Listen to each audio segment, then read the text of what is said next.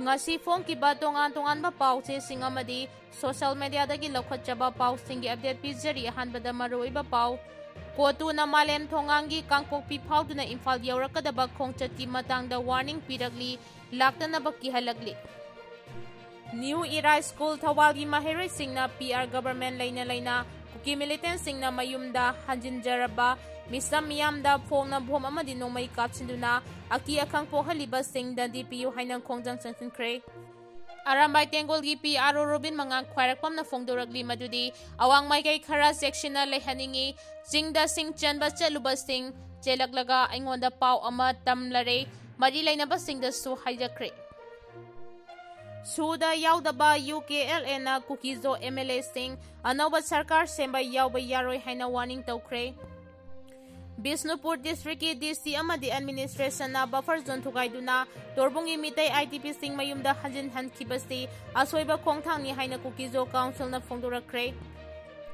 Kuki sing na torbungda landarakiba thaudok matung ahenba force hajinkhre Kuki sing dagi khulai lakhat kadabani haina news sekona ban chathakre mitai gi yumarakta nongmai masung bhom kapsilakpada chenaba Kuki amada security force na fadri Lengakta hangli madudi aikoi sekro haidibra natraga hingkro haidibra aikoi yumda hanjinba leploi lengakna Kuki terrorist sing nomai pairaga mirakta thadokle haina kokomina phongdorakre Kuki sing na free thariba kari aronba agenda lai haina amukona hanglakre Samarjit amasong Yambem Biren gi tongan ba Imphal gi mafamanga da laiba yum singda idina re chathakre Myanmar dagi naronda sangchilaki ba miyoi chanipanga humpu taranipan faki Pokai Haudaba bomb ahum dispose of cray. Ganja Konana Fakiba Sur Sanpudagi Kuki Nupi Ama Sahitara Fadopi Cray. Santi Tugainaba Honariba Singi Matata Action Lokat Kadabani Haina M. Ramesona Fundura Cray. Ukrul Police na Lam Ekar Mari Fu Romda Taramba Popi Pambi Singatat Cray. Manipur gi Irang Tiziliba Enquiry Commission gi Matam Matang Sahi gi Megi Tang Kun Fauba Sangdo Cray. Haudik Pau Sandong na Pizari.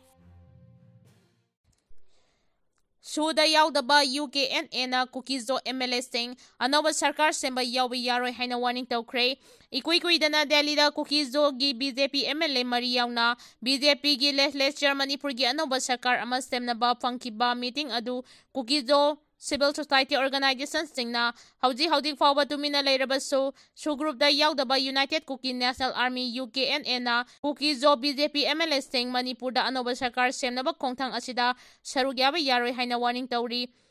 UKLA na Makoigi statement da final warning haina thaduna Kukizo MLA Sing Manipur da Anoba Lengak Ama Semnaba Sem Sariba Sida Sarugyaba Yaroi Amadi Sarugyanaba Honarabasu Yaroi Haina Akanba Wafam Sing Thamlagli UKLA gi Department of Information na thadurakiba sirol aduna Mitai Community Sing Bu Maral Chiraduna Mitai Community gi MLA Amadi Miyoi Kharana Kukizo gi MLA Sing Bu transfer tawduna political meeting da pressure statistics kaloina na namduna sarugya hanki asigumba thawong asina Kukizo gi MLA singi mathakta Kuki praja singna thamlama thajaba sing mangle haina phongdoki Maitai gi yumarakta nongmai amasung bhom kapsilakpada chenaba Kuki amata security force na fadri Lengakta hangli madudi aikoi sikro hairibra natraga hingkro hairibra aikoi yumda hajinba leploi Lengakna Kuki terrorist sing nongmai pairaga mirakta thadokle haina kokomina pendaba phongdorakre Manipura popular government ama atuba matamda semlakpa yabagi oithokpa lairakliba sigi atamnana thugainaba amasung makhatana irang lehalaga separate administration demand tawba yananaba nahanumidang Kuki terrorist singna mitai khulda landarakpadagi state asida tangdu leitadaba phibam ama amuk hana tamna semgalakle Kuki terrorist singna bhom amasung nomai kapsilakpa thaudok adubu Ngarang Tampaklamda Mahailoi Sangpumna Magthonglonakre Kurai Lamlong amasung news sekon yauna mapam kaya marumda miyamna lambi thingduna protest tawkre lambi lamdawda security forcing na achat awok sing mi siba yaba polam sing puduna chat pra haina sek tawbagi thabak chathaki Mathamoi chakpana loiraba IDP amana PR government ta hangli madudi Aikoi hingko haibra natraga sikro haibra nongmay amasung bhom kapsinduna etek chatharakpada khulmayada leipa force singi leifamda sanglubada tanthoraki aduga hingnana basel hauro hairaki ꯃꯈꯣꯏ ꯃꯤꯌꯥꯝꯒꯤ ꯄꯨꯟꯁꯤ ꯀꯟꯅꯅꯕ ꯂꯥꯛꯂꯤꯕ꯭ꯔꯥ ꯅꯠꯇ꯭ꯔꯒ ꯀꯨꯀꯤꯒꯤ ꯂꯥꯟꯖꯕ ꯂꯥꯛꯂꯤꯕ꯭ꯔꯥ ꯍꯥꯏꯅ ꯍꯪꯈꯤ꯫ ꯂꯣꯏꯅꯅ ꯀꯨꯀꯤꯖꯣ ꯀꯥꯎꯟꯁꯤꯜꯒꯤ secretary information ꯑꯦꯟड publicity ꯒꯤꯟꯖꯥ ꯕꯨꯋꯥꯜꯖꯣꯡꯅ ꯅꯍꯥꯟꯒꯤ ꯇꯦꯔरिꯁ attack ꯑꯗꯨꯕꯨ ꯄꯨꯛꯅꯤꯡ ꯊꯧꯒꯠꯂꯛꯈꯤꯕ ꯑꯃꯁꯨꯡ ꯇꯧꯐꯝ ꯊꯣꯛꯄꯅꯤ ꯍꯥꯏꯅ ꯁꯤꯡꯊꯥꯔꯛꯈꯤꯕꯗꯨ ꯇꯦꯔरिꯁꯁꯤꯡꯕꯨ ꯌꯣꯛꯈꯠꯄꯅꯤ, ꯏꯪꯇꯞꯄ ꯍꯟꯖꯤꯟ ꯍꯟꯗꯅꯕ ꯍꯣꯠꯅꯕꯅꯤ꯫ ꯃꯍꯥꯛꯀꯤ ꯃꯊꯛꯇ ꯕꯤꯁꯅꯨꯄꯨꯔ ꯗꯤꯁꯇ꯭ꯔꯤꯛ ꯑꯣꯐꯤꯁꯇ FIR ꯑꯃ ꯀꯣꯀꯣꯃꯤꯅ ꯊꯥꯒꯠꯈ꯭ꯔꯦ꯫ ꯕꯤꯁꯅꯨꯄꯨꯔ ꯃꯣꯏꯔꯥꯡꯗ ꯃꯤꯌꯥꯝꯅ ꯄ꯭ꯔꯣꯇꯦꯁ ꯇꯧꯈ꯭ꯔꯦ꯫ ꯅꯣꯡꯃꯩ ꯕꯣꯝ ꯀꯥꯞꯄꯗ ꯆꯦꯟꯅꯔꯤꯕ ꯀꯨꯀꯤ ꯇꯦꯔरिꯁ ꯑꯃ ꯐꯥꯎꯕ ꯁꯦꯀ꯭ꯌꯨꯔꯤꯇꯤ ꯐꯣꯔꯁꯅ ꯐꯥꯗꯕꯗ ꯄꯦꯟꯗꯕ ꯐꯣꯡꯗꯣꯛꯈ꯭ꯔꯦ꯫ ꯕꯤꯁꯅꯨꯄꯨꯔ ꯗꯤꯁꯇ꯭ꯔꯤꯛꯀꯤ DC ꯑꯃꯗꯤ ꯑꯦꯗꯃꯤꯅꯤꯁꯇ꯭ꯔꯦꯁꯟꯅ ꯕꯐꯔ ꯖꯣꯟ ꯊꯨꯒꯥꯏꯗꯨꯅ ꯇꯣꯔꯕꯨꯡꯒꯤ ꯃꯤꯇꯩ IDPꯁꯤꯡ ꯃꯌꯨꯝꯗ ꯍꯟꯖꯤꯟꯍꯟꯈꯤꯕꯁꯤ ꯑꯁꯣꯏꯕ ꯈꯣꯡꯊꯥꯡꯅꯤ ꯍꯥꯏꯅ ꯀꯨꯀꯤꯖꯣ ꯀꯥꯎꯟꯁꯤꯜꯅ ꯐꯣꯡꯗꯣꯔꯛꯈ꯭ꯔꯦ꯫ ꯕꯤꯁꯅꯨꯄꯨꯔ ꯗꯤꯁꯇ꯭ꯔꯤꯛꯀꯤ DC ꯑꯃꯗꯤ ꯑꯦꯗꯃꯤꯅꯤꯁꯇ꯭ꯔꯦꯁꯟꯒꯤ ꯀꯥꯡꯕꯨꯅ ꯕꯐꯔ ꯖꯣꯟ ꯊꯨꯒꯥꯏꯗꯨꯅ ꯇꯣꯔꯕꯨꯡꯒꯤ ꯃꯤꯇꯩ IDPꯁꯤꯡ ꯃꯌꯨꯝꯗ ꯍꯟꯖꯤꯟꯍꯟꯈꯤꯕ ꯑꯁꯤ ꯑꯁꯣꯏꯕ ꯈꯣꯡꯊꯥꯡ ꯑꯃꯗꯤ ꯏꯟꯔꯦꯁꯄꯣꯟꯁꯤꯕꯜ ꯑꯣꯏꯕ ꯈꯣꯡꯊꯥꯡꯅꯤ ꯍꯥꯏꯅ ꯀꯨꯀꯤꯖꯣ ꯀꯥꯎꯟꯁꯤꯜꯒꯤ ꯆꯦꯔꯣꯜ ꯑꯃꯅ ꯍꯥꯏꯔꯤ꯫ ꯆꯦꯔꯣꯜ ꯑꯗꯨꯅ ꯃꯈꯥ ꯇꯥꯔꯗꯨꯅ ꯍꯥꯏ ꯅꯍꯥꯟ ꯅꯨꯃꯤꯗꯥꯡ ꯕꯐꯔ ꯖꯣꯟ ꯑꯣꯏꯔꯤꯕ ꯇꯣꯔꯕꯨꯡꯒꯤ ꯑꯦꯔꯤꯌꯥꯗ ꯊꯣꯛꯈꯤꯕ ꯊꯧꯗꯣꯛ ꯑꯃꯗꯤ ꯃꯈꯥ ꯇꯥꯅ ꯊꯣꯔꯛꯄ ꯊꯧꯗꯣꯛꯁꯤꯡꯒꯤ ꯊꯧꯗꯥꯡ ꯗꯤꯁꯇ꯭ꯔꯤꯛ ꯑꯦꯗꯃꯤꯅꯤꯁꯇ꯭ꯔꯦꯁꯟꯅ ꯂꯧꯒꯗꯕꯅꯤ꯫ ꯃꯅꯤꯄꯨꯔꯗ ꯊꯣꯛꯂꯤꯕ ꯀꯟꯐ꯭ꯂꯤꯛꯁ ꯑꯁꯤꯒꯤ ꯍꯧꯔꯛꯐꯝ ꯑꯣꯏꯔꯤꯕ ꯃꯐꯝ ꯑꯗꯨꯗ ꯕꯤꯁꯅꯨꯄꯨꯔ ꯗꯤꯁꯇ꯭ꯔꯤꯛꯀꯤ DCꯅ ꯐ꯭ꯂꯦꯛ ꯑꯣꯏꯗꯨꯅ IDPꯁꯤꯡꯕꯨ ꯃꯌꯨꯝꯗ ꯍꯟꯖꯤꯟꯍꯟꯈꯤꯕ ꯍꯥꯏꯕꯁꯤ ꯏꯔꯥꯡ ꯑꯃꯨꯛ ꯍꯟꯅ ꯊꯣꯛꯅꯕ ꯕꯥꯔꯇꯣꯟ ꯇꯧꯕꯅꯤ꯫ ꯇꯣꯔꯕꯨꯡ ꯃꯃꯥꯡ ꯂꯩꯀꯥꯏꯗ ꯂꯩꯔꯤꯕ IDPꯁꯤꯡꯒꯤ ꯃꯅꯥꯛꯇ ꯀꯣꯀꯣꯃꯤꯒꯤ ꯃꯤꯍꯨꯠꯁꯤꯡ ꯆꯠꯇꯨꯅ ꯎꯅꯔꯕ ꯃꯇꯨꯡ ꯄꯕ꯭ꯂꯤꯛ ꯃꯤꯇꯤꯡ ꯆꯠꯊꯈꯤꯕꯁꯤꯡ ꯑꯗꯨꯅ ꯃꯔꯝ ꯑꯣꯏꯔꯒ ꯅꯍꯥꯟ ꯅꯨꯃꯤꯗꯥꯡ ꯅꯣꯡꯃꯩ ꯀꯥꯞꯄꯒꯤ ꯊꯧꯗꯣꯛ ꯑꯗꯨ ꯊꯣꯛꯈꯤꯕ ꯑꯣꯏꯕ ꯌꯥꯏ꯫ ꯀꯨꯀꯤꯖꯣꯁꯤꯡꯅꯗꯤ ꯃꯈꯥ ꯇꯥꯅ ꯏꯈꯦꯡ ꯇꯥꯗꯅꯕ ꯕꯐꯔ ꯖꯣꯟꯒꯤ ꯑꯦꯔꯦꯟꯖꯃꯦꯟ ꯉꯥꯛꯅ ꯆꯠꯂꯤ꯫ ꯑꯗꯨꯕꯨ ꯑꯦꯗꯃꯤꯅꯤꯁꯇ꯭ꯔꯦꯇꯤꯚꯀꯤ ꯃꯥꯏꯀꯩꯗꯒꯤꯗꯤ ꯕꯐꯔ ꯖꯣꯟ ꯊꯨꯒꯥꯏꯔꯛꯄꯅ ꯀꯨꯀꯤꯖꯣ ꯀꯝꯃ꯭ꯌꯨꯅꯤꯇꯤꯁꯤꯡꯗ ꯇꯦꯟꯁꯟ ꯋꯥꯡꯈꯠꯍꯜꯂꯦ꯫ ꯈ꯭ꯔꯤꯁꯃꯥꯁ ꯁꯤꯖꯟ ꯑꯁꯤꯗ ꯀꯨꯀꯤꯖꯣ ꯃꯤꯌꯥꯝ ꯇꯪꯗꯨ ꯂꯩꯇꯥꯅꯕ ꯍꯣꯠꯅꯔꯤꯉꯩꯗ ꯑꯦꯗꯃꯤꯅꯤꯁꯇ꯭ꯔꯦꯇꯤꯚꯅ ꯂꯧꯈꯠꯂꯛꯂꯤꯕ ꯈꯣꯡꯊꯥꯡ ꯑꯁꯤ ꯌꯥꯅꯤꯡꯗꯦ ꯍꯥꯏꯈꯤ꯫ ꯀꯨꯀꯤꯁꯤꯡꯅ ꯐ꯭ꯔꯤ ꯊꯥꯔꯤꯕ ꯀꯔꯤ ꯑꯔꯣꯟꯕ ꯑꯦꯖꯦꯟꯗꯥ ꯂꯩ ꯍꯥꯏꯅ ꯑꯃꯨꯛ ꯀꯣꯟꯅ ꯍꯪꯂꯛꯈ꯭ꯔꯦ꯫ ꯏꯟꯗꯤꯌꯥ ꯒꯚꯔꯟꯃꯦꯟꯠꯅ ꯃꯇꯝ ꯁꯥꯡꯅ ꯃꯅꯤꯄꯨꯔ ꯃꯆꯦꯠ ꯃꯆꯦꯠ ꯊꯨꯒꯥꯏꯅꯕ ꯍꯣꯠꯅꯗꯨꯅ ꯂꯥꯛꯂꯤꯕ ꯑꯁꯤ ꯈꯨꯗꯛꯇ ꯂꯦꯞꯀꯗꯕꯅꯤ ꯑꯃꯗꯤ ꯃꯅꯤꯄꯨꯔꯗ ꯂꯩꯃꯤꯟꯅꯔꯤꯕ ꯀꯥꯡꯂꯨꯞꯁꯤꯡꯒꯤ ꯃꯔꯛꯇ ꯏꯟꯗꯤꯌꯥ ꯂꯩꯉꯥꯛꯅ ꯍꯨꯛ ꯀꯥꯞꯁꯤꯟꯗꯨꯅ ꯇꯣꯈꯥꯏ ꯇꯥꯍꯟꯗꯨꯅ ꯗꯤꯚꯥꯏꯁꯤꯚ ꯄꯣꯂꯤꯁꯤ ꯁꯥꯟꯅꯔꯤꯕ ꯑꯁꯤ ꯈꯨꯗꯛꯇ ꯂꯦꯞꯄꯨ ꯍꯥꯏꯅ ꯉꯔꯥꯡ ꯑꯃꯨꯛꯀꯣꯒ ꯆꯠꯃꯤꯟꯅꯔꯤꯕ AMM, AWO, VA, COHR, MSF ꯑꯃꯗꯤ ꯄꯣꯏꯔꯩ ꯂꯩꯃꯔꯣꯜ ꯑꯄꯨꯟꯕ ꯃꯅꯤꯄꯨꯔꯅ ꯄꯨꯟꯁꯤꯟꯗꯨꯅ ꯀ꯭ꯋꯥꯀꯩꯊꯦꯜꯗ ꯂꯩꯕ ꯑꯃꯨꯀꯣꯒꯤ ꯑꯣꯐꯤꯁꯇ ꯄꯥꯡꯊꯣꯛꯈꯤꯕ ꯄꯥꯎꯒꯤ ꯃꯤꯐꯝ ꯑꯃꯗ ꯑꯃꯨꯀꯣꯒꯤ ꯄ꯭ꯔꯁꯤꯗꯦꯟꯠ ꯁꯣꯔꯣꯛꯈꯥꯏꯕꯝ ꯁꯟꯖꯣꯏꯅ ꯐꯣꯡꯗꯣꯔꯛꯈ꯭ꯔꯦ꯫ ꯃꯍꯥꯛꯅ ꯃꯈꯥ ꯇꯥꯔꯗꯨꯅ ꯍꯥꯏ ꯀꯨꯝꯖꯥ 2019ꯒꯤ ꯃꯦ 3ꯗꯒꯤ ꯊꯣꯛꯂꯛꯈꯤꯕ ꯏꯔꯥꯡ ꯑꯁꯤꯅ ꯃꯔꯝ ꯑꯣꯏꯔꯒ IDPꯁꯤꯡꯅ ꯃꯁꯥꯒꯤ ꯃꯌꯨꯝꯗ ꯍꯟꯖꯤꯟꯅꯕ ꯑꯃꯨꯀꯣ ꯑꯃꯗꯤ ꯃꯁꯤꯒ ꯆꯠꯃꯤꯟꯅꯔꯤꯕ ꯂꯨꯞ ꯃꯔꯤꯅ ꯉꯁꯤ ꯐꯥꯎꯕ ꯍꯣꯠꯅꯗꯨꯅ ꯂꯥꯛꯂꯤꯉꯩ ꯇꯥꯟꯖꯥꯗ ꯗꯤꯁꯦꯝꯕꯔ 15ꯗ ꯕꯤꯁꯅꯨꯄꯨꯔ ꯗꯤꯁꯇ꯭ꯔꯤꯛꯀꯤ ADCꯅ ꯇꯣꯔꯕꯨꯡ ꯑꯃꯗꯤ ꯐꯧꯒꯥꯛꯆꯥꯎ ꯏꯈꯥꯏꯒꯤ ꯃꯐꯝꯁꯤꯡꯗ ꯍꯟꯖꯤꯟꯗꯨꯅ ꯂꯩꯈ꯭ꯔꯕ ꯃꯇꯨꯡ ꯅꯍꯥꯟ ꯅꯨꯃꯤꯗꯥꯡ ꯈꯪꯍꯧꯗꯅ ꯆꯨꯔꯆꯥꯟꯄꯨꯔ ꯗꯤꯁꯇ꯭ꯔꯤꯛꯂꯣꯝꯗꯒꯤ ꯅꯣꯡꯃꯩ ꯑꯃꯗꯤ ꯕꯣꯝꯅꯆꯤꯡꯕ ꯃꯁꯤꯡ ꯈꯪꯗꯅ ꯀꯥꯞꯁꯤꯜꯂꯛꯈꯤꯕ ꯑꯁꯤ ꯒꯚꯔꯟꯃꯦꯟꯠ ꯑꯣꯐ ꯏꯟꯗꯤꯌꯥꯒꯤ ꯈꯨꯠ ꯌꯥꯝꯅ ꯆꯥꯎꯅ ꯌꯥꯎꯏ ꯍꯥꯏꯕ ꯃꯌꯦꯛ ꯁꯦꯡꯅ ꯈꯪꯏ꯫ ꯂꯝꯗꯝ ꯑꯁꯤꯗ ꯇꯪꯗꯨ ꯂꯩꯇꯥꯕ ꯍꯟꯖꯤꯟꯅꯕ ꯍꯣꯠꯅꯔꯤꯉꯩ ꯇꯥꯟꯖꯥ ꯑꯁꯤꯗ ꯏꯟꯗꯤꯌꯥ ꯒꯚꯔꯟꯃꯦꯟꯠꯅ ꯃꯅꯤꯄꯨꯔꯗ ꯀꯥꯡꯈꯣꯡ ꯆꯥꯏꯍꯟꯅꯕ ꯍꯣꯠꯅꯔꯛꯂꯤꯕ ꯑꯁꯤ ꯑꯀꯟꯕ ꯃꯑꯣꯡꯗ ꯀꯟꯗꯦꯝ ꯇꯧꯏ꯫ ꯃꯁꯤꯒꯨꯝꯕ ꯊꯧꯑꯣꯡ ꯑꯁꯤ ꯃꯈꯥ ꯇꯥꯅ ꯑꯃꯨꯛ ꯍꯟꯅ ꯆꯠꯊꯔꯛꯄ ꯇꯥꯔꯕꯗꯤ ꯃꯤꯌꯥꯝꯒꯤ ꯑꯆꯧꯕ ꯏꯍꯧ ꯑꯃ ꯂꯥꯛꯀꯅꯤ ꯍꯥꯏꯕꯁꯤ ꯏꯟꯗꯤꯌꯥ ꯂꯩꯉꯥꯛꯅ ꯈꯪꯖꯤꯟꯒꯗꯕꯅꯤ ꯍꯥꯏꯅ ꯐꯣꯡꯗꯣꯛꯈꯤ꯫ ꯂꯣꯏꯅꯅ ꯆꯤꯡꯈꯣꯡ ꯆꯤꯡꯌꯥꯗ ꯈꯨꯜ ꯉꯥꯛꯂꯤꯕꯁꯤꯡ ꯏꯟꯗꯤꯌꯥ ꯒꯚꯔꯟꯃꯦꯟꯠꯅ ꯂꯩꯍꯟꯗ꯭ꯔꯒ ꯀꯨꯀꯤꯁꯤꯡꯅ ꯐ꯭ꯔꯤ ꯊꯥꯗꯣꯛꯂꯒ ꯕꯣꯝ ꯑꯃꯗꯤ ꯅꯣꯡꯃꯩ ꯀꯥꯞꯁꯤꯜꯂꯛꯂꯤꯕ ꯑꯁꯤ ꯀꯔꯤ ꯑꯔꯣꯟꯕ ꯑꯦꯖꯦꯟꯗꯥ ꯂꯩ? ꯀꯨꯀꯤꯁꯤꯡꯅ ꯅꯣꯡꯃꯩ ꯑꯃꯗꯤ ꯕꯣꯝ ꯀꯥꯞꯄ ꯈꯨꯗꯛꯇ ꯂꯦꯞꯍꯟꯒꯗꯕꯅꯤ ꯑꯃꯗꯤ ꯃꯅꯤꯄꯨꯔ ꯊꯨꯒꯥꯏꯅꯕ ꯍꯣꯠꯅꯔꯤꯕ ꯑꯁꯤ ꯃꯤꯌꯥꯝ ꯄꯨꯟꯅ ꯊꯦꯡꯅꯃꯤꯟꯅꯁꯤ ꯍꯥꯏꯅ ꯃꯈꯥ ꯇꯥꯈꯤ꯫ ꯀꯨꯀꯤꯁꯤꯡꯅ ꯇꯣꯔꯕꯨꯡꯗ ꯂꯥꯟꯗꯥꯔꯛꯈꯤꯕ ꯊꯧꯗꯣꯛ ꯃꯇꯨꯡ ꯑꯍꯦꯟꯕ ꯐꯣꯔꯁ ꯊꯥꯖꯤꯟꯈ꯭ꯔꯦ꯫ ꯀꯨꯀꯤꯁꯤꯡꯗꯒꯤ ꯈꯨꯠꯂꯥꯏ ꯂꯧꯈꯠꯀꯗꯕꯅꯤ ꯍꯥꯏꯅ ꯅ꯭ꯌꯨꯁ ꯆꯦꯀꯣꯟꯗ ꯕꯟꯗ ꯆꯠꯊꯈ꯭ꯔꯦ꯫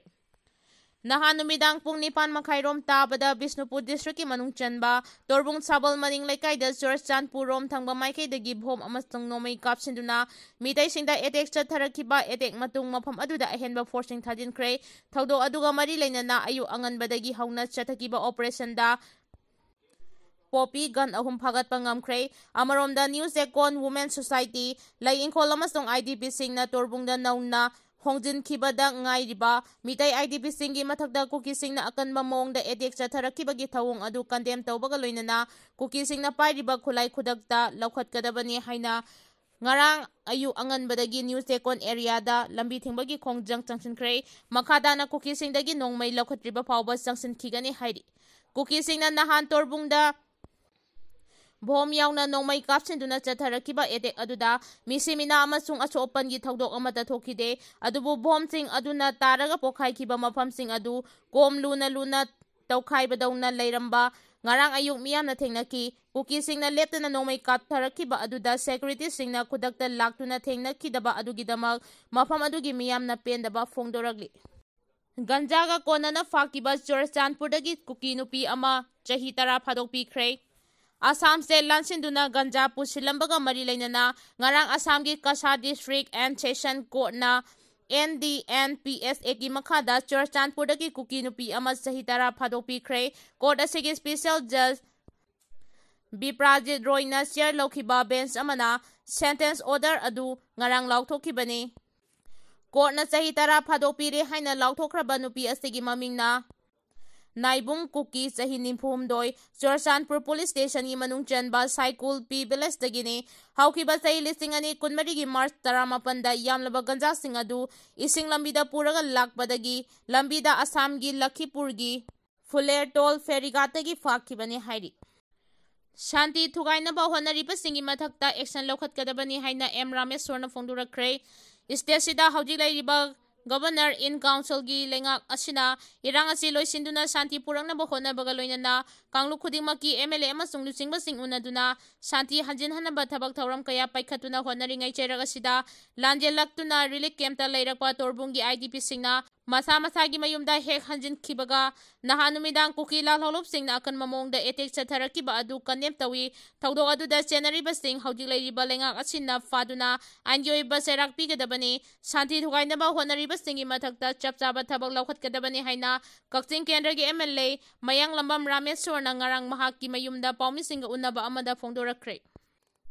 Manipur gi irang thijiliba inquiry commission gi mathang sahi gi megi tang kun fawba sangdohankre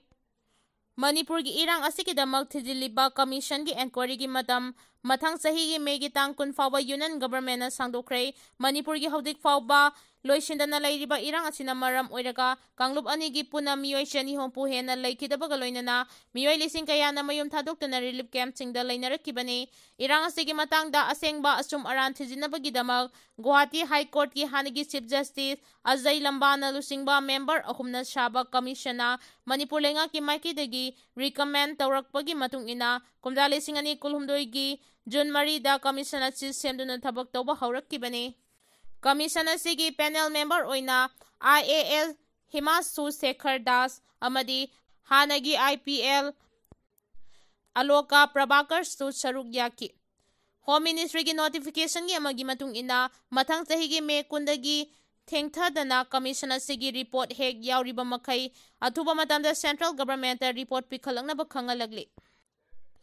Ukhrul police na lam ekar marifu romda tharamba popi pami singya thatkhrei Haukiba ningthaukaaba numida Ukhrul district ki tongan mafam anida lam ekar marifu romda tharamba popi pambi sing Ukhrul police na lusingba team amana yanthatuna manghankrei pawasina makhadan hairibadi Ukhrul district police BSF forest department amasung